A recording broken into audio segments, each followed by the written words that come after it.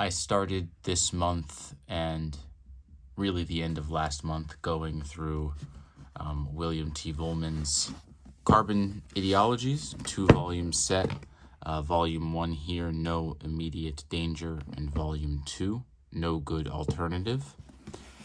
I like Vollmann. I've read many of his books, and generally I am of the opinion that his journalism is in some ways superior to his fiction. I really like his journalistic voice. He is there's a lot of almost kind of a dignity he has in the way he approaches his journalism and what he's reporting on. So I wanted to read this book.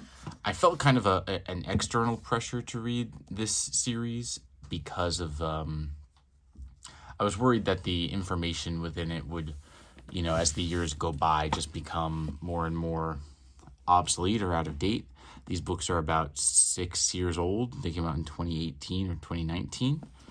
And it's really important for anyone reading these volumes to really take them as one larger project, especially if you start thinking about talking about them as books and maybe their merits.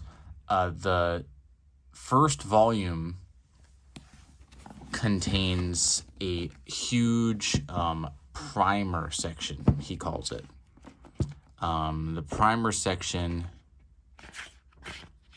is basically him laying down his math. He does all the work about power and what we consume, and he goes into units and all of the nitty-gritty details and like calculations he undergoes throughout this project. That takes up the first, 250 or so pages. 220 pages of this book. It doesn't make for good reading. It's really just kind of an info dump with some interesting tables and calculations, and certainly they are necessary for understanding the weight of how he discusses these things later on. But in any case, this book is Vollmann's attempt to account for power and our energy consumption. The conceit is that he is writing to a future reader who exists in some post-apocalyptic, post-energy shortage, meltdown kind of world. And he anticipates that this reader will take a lot of issues with our generation, and specifically folks who lived in the 20th century and 21st centuries, and how we sort of nonchalantly continued using energy and using these resources without much of a care for the future. So he goes through that primer section where he lays out all of the math he's going to use, and then he discusses the 4 major types of energy that are used: nuclear, oil, coal, and natural gas. He travels all over the world to learn about these things. He travels to Japan and Fukushima in the wake of that meltdown disaster. He travels to West Virginia, and he travels to Bangladesh and Dubai, and he's interviewing the people involved in these industries. He's interviewing people involved with the effects of them on the local level, people dealing with living in a coal mine area, or people who travel abroad to live in Dubai and work in these oil companies. And it paints a really bleak picture. Vollmann is I find him remarkable because he's able to sort of put a feeling of hope or a feeling of beauty even in something pretty bleak. I think about some of his fiction that I've read and the way he deals with drug abuse and prostitution, and the lives of these people. It seems like the lives of the oppressed tend to be, he wants to indicate those difficulties and also somehow evoke a kind of beauty in those difficulties. And he does that here as well. And that's why the second volume is far superior to the first. The first volume, half of it is all that primer. There's very little interviewing. There's very little reporting. It's just science. But the first volume goes into the nuclear energy in Fukushima, and the second volume covers oil and natural gas and coal. I particularly enjoyed the sections on Fukushima in Japan and on coal in West Virginia. You can see that it's filled with all these tables and charts and, of course, photographs. Vollmann's a well-regarded photographer. He just had some books of photos published, I think, last year. I would say these books are for anyone interested in climate science. It seems to be really thorough, and he's gone over everything in great detail. It's for Vollmann completionists, but not for Vollmann like curious folks.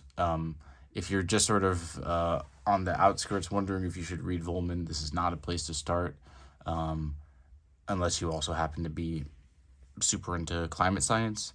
But I was happy to read it. I was happy to get it,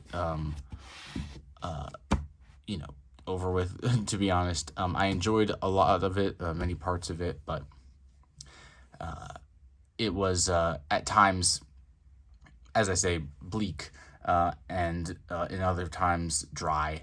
But, Vollmann does his reportage the way he always does, and I appreciated that. So, No Good Alternative and No Immediate Danger, The Carbon Ideologies from William T. Vollmann. I needed to take a break because of how dense the science was in these books.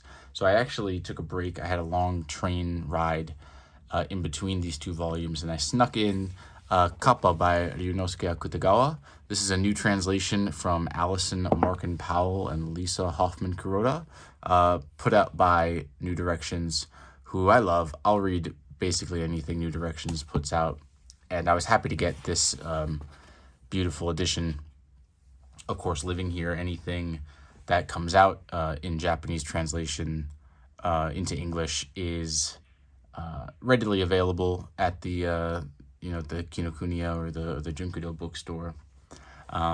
So I got this one last year, and it's really short and brief, maybe 80 pages. And it's one of Akutagawa's final stories, maybe his final story. But it's the framing device is that there's a man in a mental facility who's had some sort of break with reality that stems from his belief that he came across one of these mythical creatures, a Kappa, which is kind of a reptile frog man with a beak, and they wear like a plate on their head. And this is a very famous creature in Japanese mythology. And in Akutagawa's story, this man ends up going to the world of the Kappas. And their world is in many ways exactly like our own. In many ways, it's entirely different. Their social structure and the way they engage socially with each other is the main difference. Especially the main emphasis at the end is that many Kappas choose to end their own lives. The weight of being a Kappa just becomes too much. The males are overwhelmed with being relentlessly pursued by females, and other things that are sort of magnified versions of the human experience. It's a social satire that Akutagawa is really doing here, but here at the back it compares it to Gulliver. You could also compare it to Alice in Wonderland, right? All these sort of trips to another world. Which is really interesting today because we still have this in Japan, this fascination with being whisked away to another world. it's all over the place. Any anime you look at, the most popular ones these days, they all tend to have this element in them. And so that's really interesting. It's interesting to see that this story that's almost 100 years old, predicts and anticipates a lot of that culture here. But Akutagawa is really interesting. Of course, writing Rashomon and The Bamboo Grove. I read a collection of his stories a few years ago from a different translator, and they were great. I was really happy to revisit them. On my shelf, I have the Rashomon set translated by Jay Rubin with the introduction from Haruki Murakami. I'd like to revisit those stories soon. Akutagawa, he puts a lot of European thoughts in here, European references to European authors and philosophers and composers. And so, of course, you have the presence of Western influences infiltrating Japan. This is a issue that many Japanese writers are concerned with around this time, the beginning of the 20th century. So this is great. A new translation of Akutagawa is great. It's a beautiful little book. You can read it in a day. That's that one, Kappa by Ryunosuke Akutagawa.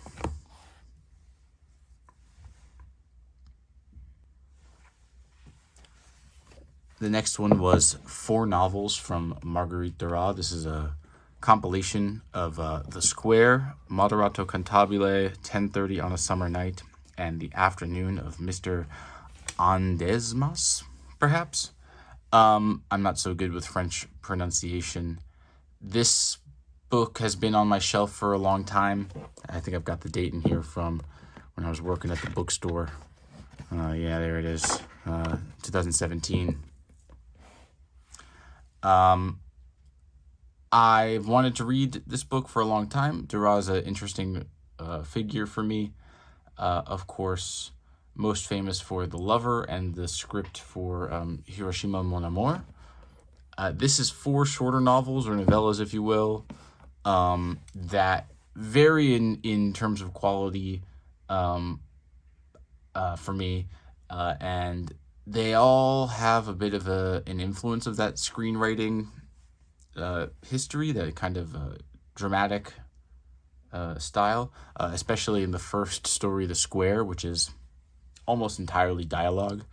I really enjoyed this one. It's a woman and a man meeting at a park, and they're kind of discussing the differences in their lives and their philosophies, and neither of them are happy in their situation. And clearly they're walking around the idea of potentially finding or changing themselves and finding the impetus to change themselves in the other person. Their conversation is periodically interrupted by a small child or a cloud passing over the sun. Otherwise, it's just dialogue. Really beautiful, and a really beautiful ending. I enjoyed this one a lot. Moderato Cantabile was maybe my favorite story in here, about a woman who takes her son to a composer, or a piano teacher, and he takes piano lessons, and outside there is a crime committed, and the mother investigates the crime the next time, her son's next piano lesson, and she ends up meeting this shady figure in a bar, and it's a small town, so woman of means and a man who spends all of his time at a bar, meeting together, talking. This becomes a regular thing. It becomes a bit of a story in the town. Really beautiful images. I have a very, reading for me, it's not always the most vivid. It takes, some things really stand out more to me. And in this instance, the scene of the bar, I have a very, very vivid image of this bar opening out onto this harbor to the sea. I really enjoyed this one. I did not enjoy 10:30 on a Summer Night. This one was very convoluted for me. It's like 2 simultaneous love triangles, but that's the two triangles, they share two people, so it's really more of like a love rhombus, and it's like it really, it got very confusing for me. I was the woman, they're staying at a hotel, a woman and a man and another woman, and the other woman and the man are having an affair. And so the first woman is feeling, of course, isolated, and she goes out, and there's another crime in this one as well. She ends up running across the murderer, and sort of engaging on a bit of an existential affair with him. I don't know. It didn't do too much for me. And the last one, The Afternoon of Mr. Andesmas, was also quite excellent. The story of an old man who has bought a house for his daughter, and it's this beautiful house that overlooks a small village. And this story, there's a party or an event going on in the village, and the man is old and is confined to his chair, and he can't physically partake, but he's just watching over this event. And people are coming to him, the builder of the house and the builder's daughter and the builder's wife, and they the man is primarily concerned with his own daughter, his daughter for whom he bought and the house, and she is leaving his life.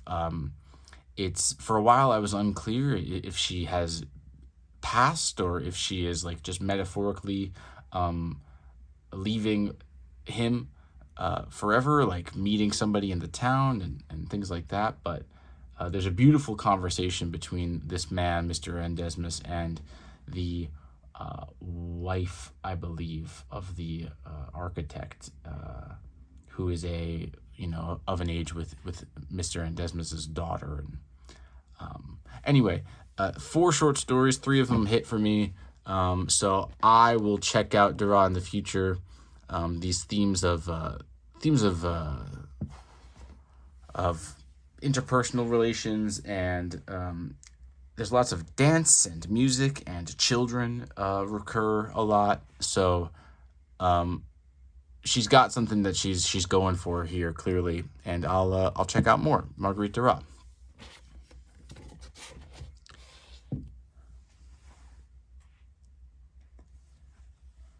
This year is the centennial of Kafka's death, so I decided to reread his stories. Reread most of them. I had that Barnes & Noble collection of the Metamorphosis and Other Stories. I read that maybe 10 years ago. And I don't have that anymore. I'm not sure which of the, to say lesser stories were in there, but certainly the Metamorphosis and Hunger Artist and Country Doctor, Penal Colony, those ones were all in there. So some of the maybe earlier stories or shorter stories, a lot of these uncompleted shorter stories were brand new for me. And there's a reason Kafka has stayed relevant. His corpus isn't so large, but I believe in the introduction here from John Updike, or the foreword rather, he mentions that the Metamorphosis alone would have given Kafka a place in the literary canon, which I agree with. The Metamorphosis is perfect, and I believe the Hunger Artist is perfect, and the Penal Colony is perfect in a penal colony. It's interesting coming back to these stories 10 years later as a mature reader, and in that time, how much of what I've read really shows the Kafka influence. I think when I read his stories originally, I had never, of course I hadn't read as many books, so it wasn't clear to me just how much Kafka influenced so many dozens and dozens and dozens, hundreds of writers. I really enjoyed getting back to the Metamorphosis, especially. I remembered most of the Hunger Artist and Penal Colony, the Country Doctor. I remember those stories pretty well. They're short enough that I could sort of hold on to them over the years. But the Metamorphosis, I had completely forgotten like the third act with the boarders, the men who come and stay with them, and I'd completely forgotten the ending as well. It just sort of fell away from me. I was really happy to get back to these. I want to read somewhere. I have a big like coffee table book of Kafka, and with essays about his relationship to the city of Prague. I also have, oh, one second. I have K from Roberto Colasso. I want to read all of Colasso's sort of main body of work, and he has his book on Kafka. And I also have a Japanese edition of the Country Doctor. It's they made a short anime film of the Country Doctor, and so they sort of made a bit of a picture book with the story and translation and images from the film. My Japanese isn't probably good enough to read Kafka, but I'd like to take a stab at it. So sort of celebrating Kafka this year felt like a good choice. I really love the design of these Shokin editions of Kafka, so I was happy to have this one. I think in the future, if I reread these again, I would just stick to the Metamorphosis. There was a bit of stuff in here that I don't necessarily feel the need to reread again, but and I know Updike is pretty critical of the earlier stories, the description of a struggle and wedding preparation in the country. But I like description of a struggle, the sort of structure of it, sort of going inwards, building inwards, and then building back out. I enjoyed that. But that's Kafka. I finally finished the Anchor Anthology of French Poetry. I've been reading this book on and off for several months. Me and poetry I don't do too well with poetry. I always want to read more, and I've read a few that left me with a good feeling that I'd gotten something out of it, but more often than not, I'm sort of left a bit confused. And this was a first go for me, a serious go for me, reading any poetry in translation. But this book is kind of a classic. I believe this is the same book that was sort of circulated amongst the art scene in New York in like the 60s and 70s. I remember reading Patti Smith's book, and I think she talks about coming across all these French poets. And of course, the late great Tom Verlaine got his name from reading these poets. These are like the French symbolist poets. So sort of starting with Gerard de Nerval, who I have one of his novels, not with me, but he's a bit early, so I had never really associated him with these other writers. But they do a really good job of building up from Nerval to Baudelaire to Tristan Corbière, who I had never heard of actually before this book, and Rimbaud and Verlaine and others, ending with Paul Valéry and Apollinaire.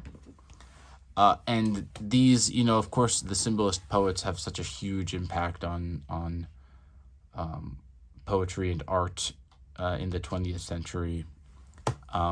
This book's got the English translations and the French originals in the back, but I don't know any French. I particularly enjoyed Verlaine and Valéry and Apollinaire and Baudelaire. I want to read more Baudelaire. I want to read the whole Flowers of Evil. I want to read... I have a Walter Benjamin's book about Baudelaire on my shelf. I'd like to get to that soon.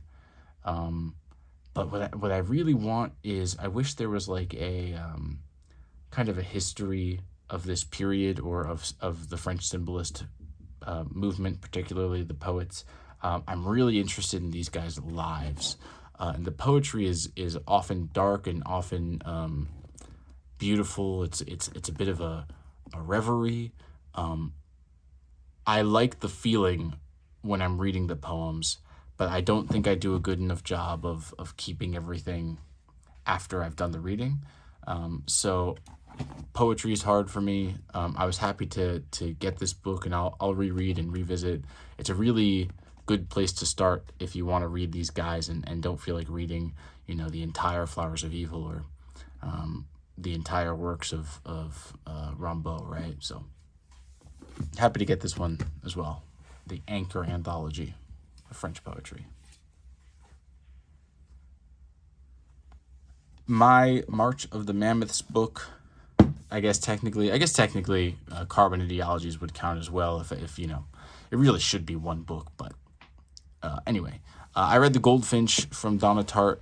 I read A Secret History 2 or 3 years ago, and I liked it. It's got a bit of a internet. It's been sort of memeified with this whole dark academia thing, which I don't really get, but it's certainly an aesthetic.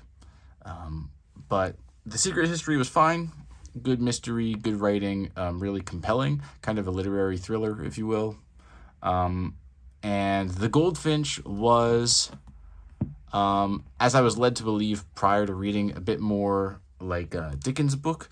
Not that I've read any Dickens, but it seems to play out more like that. The life of this young man who witnesses the tragic and unexpected death of his mother in a bombing, and so his life as he grows with a drunk father, and he goes into drug abuse and art forgery and all these things. It's in many ways it wasn't what I expected. I really wasn't expecting so much drug use, but this is in Secret History. There's some pretty. I remember some pretty casual drug use as well. So maybe this is something from Donna Tartt's lived experience that sort of makes its way into whatever she writes. I enjoyed how the scenes or the sort of sections in this book were very long, hundreds of pages, and you just had to sort of sit in them, so that by the end you really feel like you've gotten everything you can out of it. I didn't particularly enjoy the story. I didn't particularly enjoy the ending. The ending, especially, I thought the ending was rather convenient and rather unsatisfying. My favorite parts of the book were the sort of discussions the main character Theo has as a child with Hobie, the furniture maker. And this relationship was really, really interesting to me. And, at the end, you just sort of, that relationship, I didn't like the way it went. I didn't like the way the romantic interests went. But I have to give Donna Tartt credit because often when I read, the characters and their relationships is not the most affecting aspect of the reading experience for me. Often it's the prose style, or it's the imagery, or the way it experiments with the text. This book made me care about the characters, and ultimately, it was. I think it was good. It was good. It won the Pulitzer Prize for a reason, but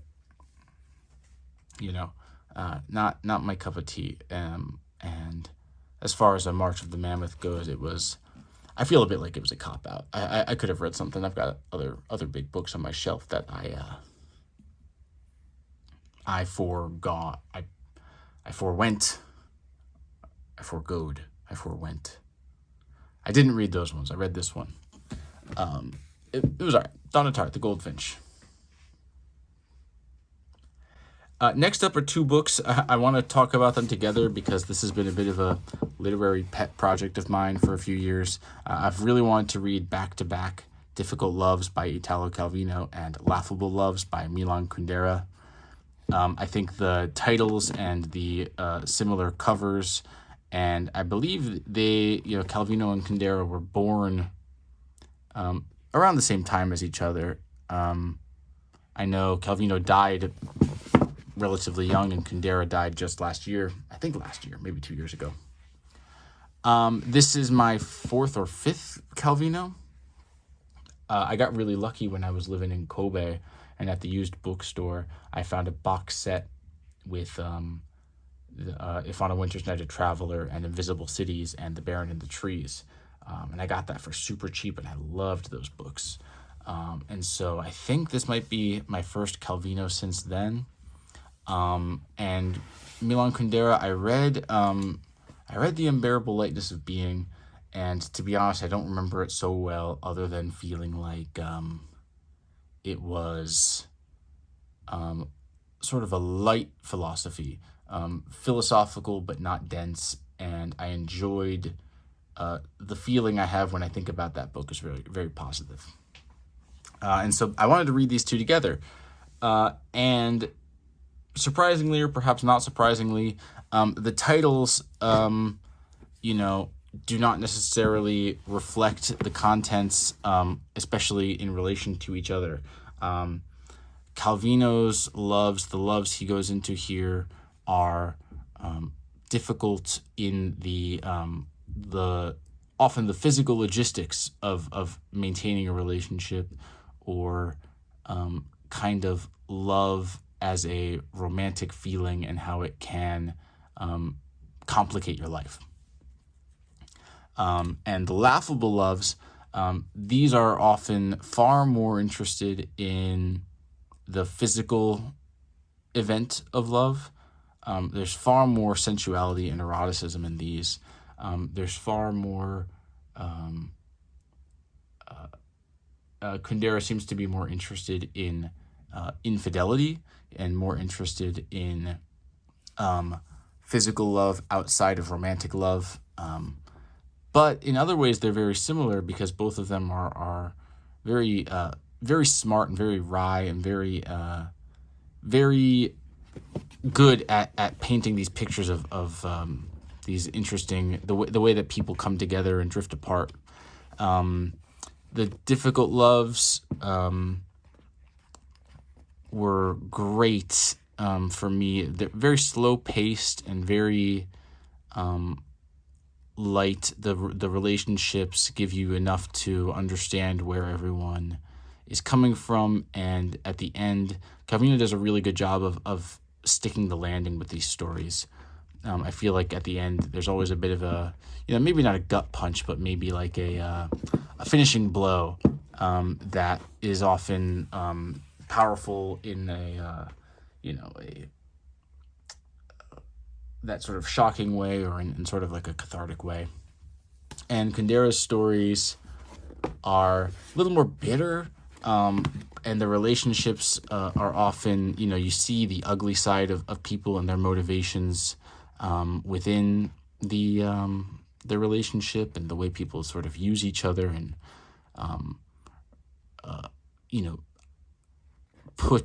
the way people use social relationships as sort of a protective measure, or a way of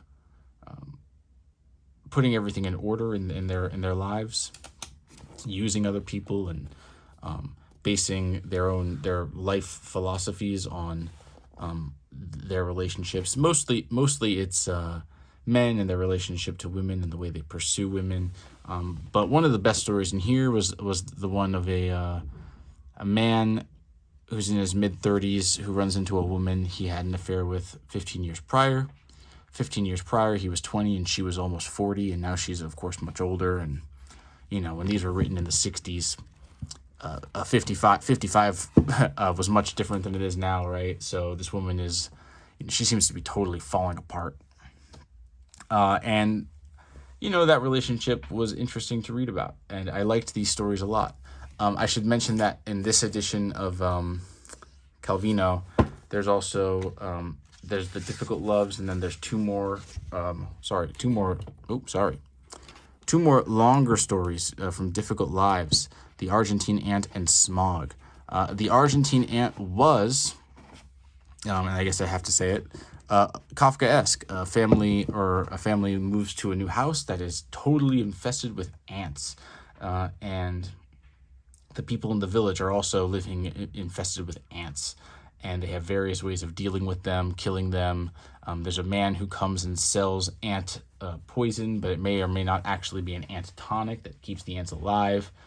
And so this sort of endless fight against nature and the sort of futile attempts to control these things. It reminded me a lot of Kafka, so that was a nice kind of return visit.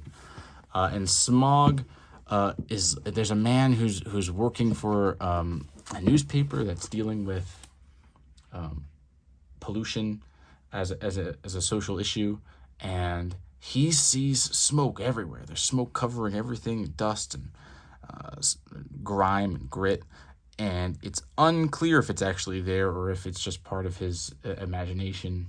But it was more of a straightforward affair.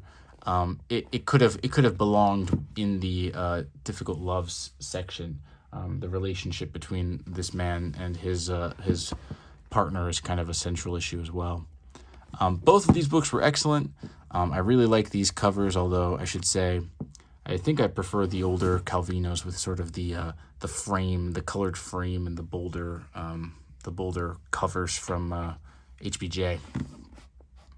So those are those. And I snuck in last minute, So Late in the Day from Claire Keegan. I read Small Things Like These last year, and for contemporary fiction, it is one of the best I've read in a long time. I'm trying as a reader to become more open to reading contemporary fiction, not keeping my head in the past or relying on works in from obscure translation that it's been 50 years and finally it's translated. I'm trying to be better about that, and so Claire Keegan has hooked me. Small Things Like These was excellent, and this story was also excellent. I couldn't believe how good it was. It's a short little book, maybe 45 pages, but the font's really big, so you could read this story in 30 minutes if you want. And she's got it, man. She's got like whatever, I don't know if it's a formula or if it's a way she imagines stories being told. However she comes up with these ideas, the process of from her mind to the paper is it feels like nothing is lost. It feels like every word is exactly as it should be, poignant and moving. And this is a cute little hardcover from Faber and Faber.